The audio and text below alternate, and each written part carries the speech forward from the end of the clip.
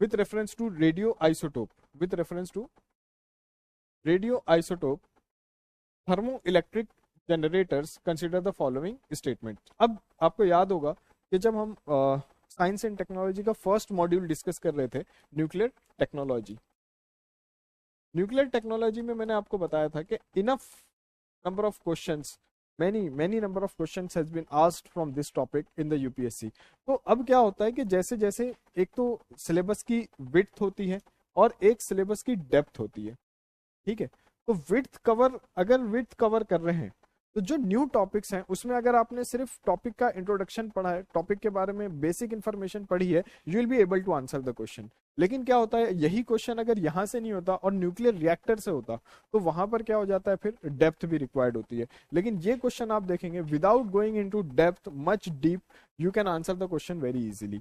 जैसे आरटीजीज are miniature fission reactors. अब जहां पर वर्ड आ गया फिशन रिएक्टर, आपको पता है कि फिशन इज नॉट पॉसिबल। क्यों? क्योंकि ये किस पर काम करता है, ये काम करता है जो डीके है, जो डीके हो रहा है, नेचुरल डीके जो हो रहा है उस पर काम करता है। Otherwise we would have studied this in nuclear reactors, right.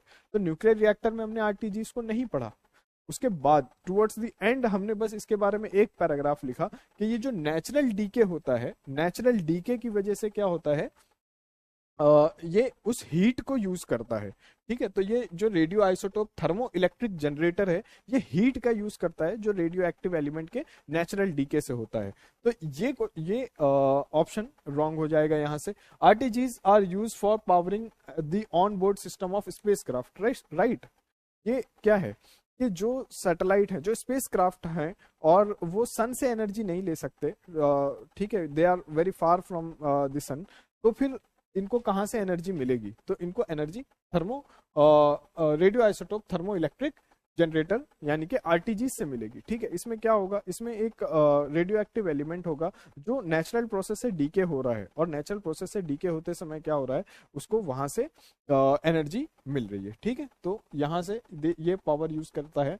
RTGs can use plutonium 238 which is a byproduct of weapon development। जो हमने वेपन ग्रेड प्लूटोनियम के बारे में पढ़ा है, तो वेपन ग्रेड प्लूटोनियम जो बाय प्रोडक्ट होता है प्लूटोनियम 238 ही किसमें यूज होता है, आरटीजीज में यूज होता है एज अ फ्यूल, ठीक है।